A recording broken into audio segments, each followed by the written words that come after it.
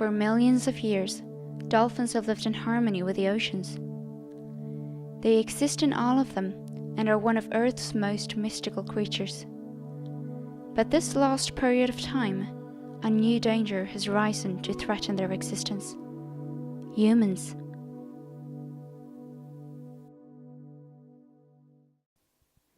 Today it is known that bottlenose dolphins use their sonar to communicate, as well as a scanner to be able to see through different materials. There are also indications that they can use the sonar to affect cells and tissues in a positive way. A main factor why no greater discovery has occurred in the dolphin research field is that both universities and dolphin worlds are very conservative. They have so far tried to look at the communication of bottlenose dolphins in general without paying regard to valuable facts, like that communication between mother and child can differ from that between two grown-up dolphins. We also have to construct a new type of machine with higher frequencies than the ones used today to be able to receive signals and send them back again. With today's technique, we can only notice a fraction of the communication. We are far from understanding animals' different abilities and how complex some of them really are. Michael's organization had the purpose to discover some of these mysteries in order to increase dolphins' respect among humans.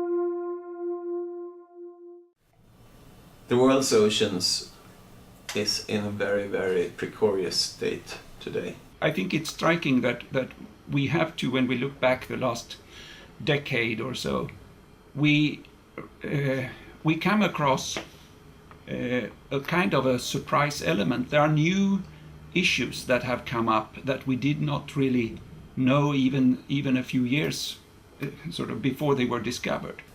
One of the major threats that has been revealed just over the last couple of years is ocean acidification. The greenhouse gases in the atmosphere, a lot of these gases are absorbed into our oceans, which makes the oceans more acid. And that threatens the very, very foundation of the life in the oceans. Problem with this, the garbage and the litter in the ocean is something that has been described the last couple of years, where floating garbage tend to be accumulated. This garbage is to a large extent plastic, various types of artificial material. What perhaps was the general belief here was that this material was relatively inert and caused no major problem to the environment.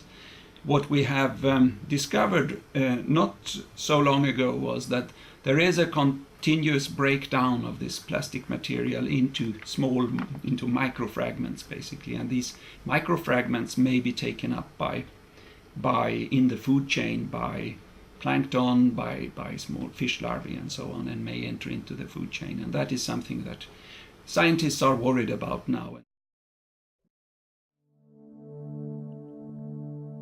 The International Whaling Commission, IWC, is responsible for taking care of the hunting of whales. IWC acts under the United Nations and have about 90 member states all over the world. IWC promised Michael that he could talk to the researchers involved. But as the days passed, he was cut off, and in the end they didn't even want him to enter the hotel where the conference was held. It's kind of interesting when I was in Tromsø, because the scientific meetings should be a recommendation, and but the capability of these people who take the final decision, how is your point of view of their capability, like in research point of view, or like? I think the way that IWC is constructed is rightly, as you say, that there is a scientific committee and they are supposed to undertake scientific work and give recommendations based on that. And then we have the plenary meeting, which take the political decisions based on a lot of things, among others, of course, the scientific advice. I have followed the IWC for many years, 30 years, and there is a clear change over time that more and more political decisions are taken at the scientific level. And we have constantly been trying to make the IWC include dolphins and small whales since then, but the whaling nations has opposed it and been successful in keeping the small whales out of the system. Well, the organization is there to protect whales and to regulate whaling, essentially. And it's trying its best at doing that. Unfortunately, the convention is very old, and the rules and the laws of the conventions are not very useful today. I read reports that European Union is buying rights to fish, for instance, in Africa, because there's coming a lot of fish from outside. Yes, what we have are so-called fisheries partnership agreements, and I'm just looking down because I have some figures here. I think currently over 300 EU vessels are fishing under these fisheries partnership agreements, and according to the table I have here, they catch about an average of 400,000 tons per year. Which is more than 400 million euro of market value. So yes, we have these fisheries partnership agreements. They basically entail that with third countries we have agreements under which EU vessels then can fish in these third countries under certain conditions. If you look into the goals of European fishing policy, is they living up to the goals, or are they failing, or have they failed? Yes, after decades of EU fisheries policy, we can now, and have been for several years, drawing the conclusions that the policies have failed. The EU has overfished its own fisheries resources and is now dependent on other nations and the fisheries in their waters to meet its own consumption. That is why the EU is now fishing in African waters. And also there it is overfishing local fish populations. And that has great consequences environmentally, both in terms of habitat destruction and overfishing of the resource, but also socially, because the EU is fishing in competition with local fishers that use much smaller vessels along African coastlines. A lot of the fish we eat is being imported. Even if you look like a Mediterranean country like Greece, for example, where people don't think they're all fishers, they eat the fish from the local regions. I think they import like up to 70 or 80% of their consumed fish they import from large parts outside of the European Union. European Union is buying fishing rights in Africa? Yes, very much so, and it has been having agreements with African fishing nations for several decades. And this is with tax money? And these fishing agreements are basically an agreement between the EU and a coastal state. The coastal state gets paid with EU taxpayers' money, and as a return, EU fishing vessels can go fishing in their waters. So that is, for example, the case for Morocco, Mauritania, Cape Verde, and several other African nations. I mean, the oceans, I mean, the fish stocks are disappearing and stuff. Do you think European Union has part in this world problem that's going on with fishing too much fish from the oceans, basically? Yes. Are we part of the problem? Yes, we are definitely part of the problem. I've been studying the hunting of whales and dolphins for 25 years now. I've been to the Faroe Islands. I've looked at frame by frame the killing of dolphins in Japan, the killing of pilot whales in the Faroe Islands, and the killing of whales in Norway. And my conclusion is that there simply is no humane way to kill these animals.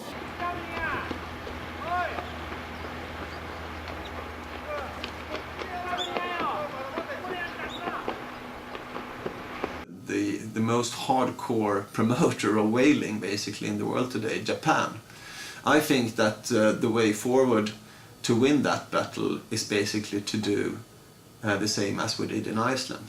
We have to get out to the Japanese public, because Japanese people in general, they don't know and they don't care a lot about whales, but that's simply because they don't get to hear the stories and they don't know about the politics, the foreign policies that the Japanese government is promoting abroad when it comes to whaling. And I'm convinced that if the Japanese people knew how much tax money went into these ridiculous programs of research, whaling, etc., which is just undercover commercial whaling, they would. There is a large portion of the Japanese people that would actively work against it and protest.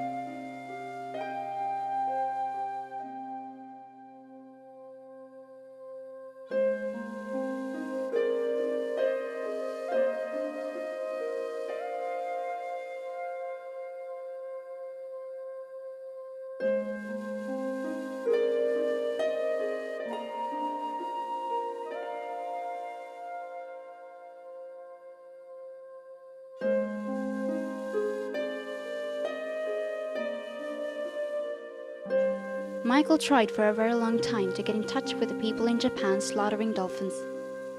That was impossible, and the slaughter goes on without consequences. They even used the police to stop people from filming and reporting it. Michael contacted the Japanese authorities to find out how this is even possible.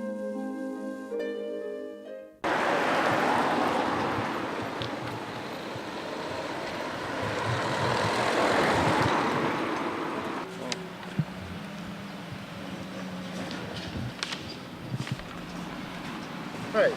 Hej. Det är inte jag som ska ta emot det där. Men den där får du stänga av.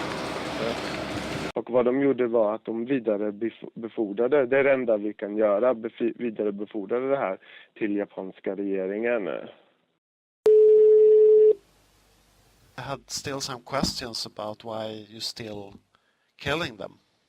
It's already exposed, but it's kind of strange that you still killing them. So I had some questions about it. Okay, yeah, I understand what you're interested in, but as I said, no English speaker is available at the whaling section right now.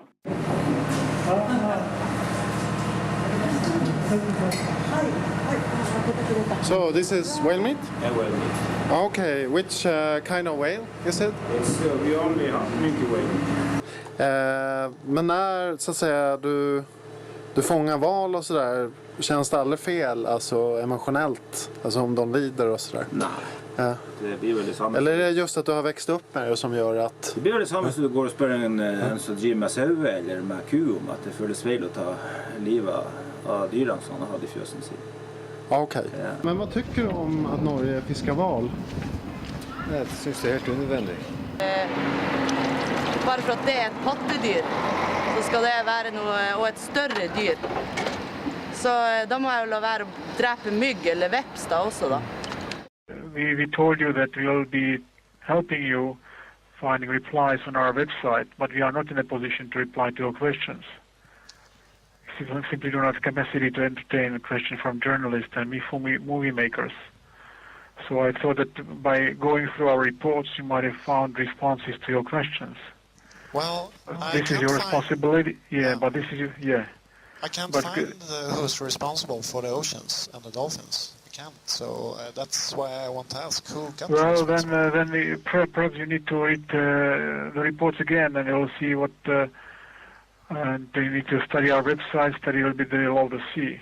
But this is your responsibility, not ours, to assist you in that, because we don't have capacity for that. Simple as this. The Baltic Sea used to have a lot of dolphins and harbor porpoises. They are now more or less extinct because of mankind. Do the rest of the world's dolphins have to face the same destiny? To go back to the Baltic Sea, there's so much toxic pollutants in the water already today that doctors actually tell mothers not to eat fish from the Baltic Sea when they're pregnant, because it's simply too dangerous for the kids. And then in the Baltic Sea, the harbour porpoises have had really high levels of contaminants, as harbour porpoises eat small schooling fish with high fat content.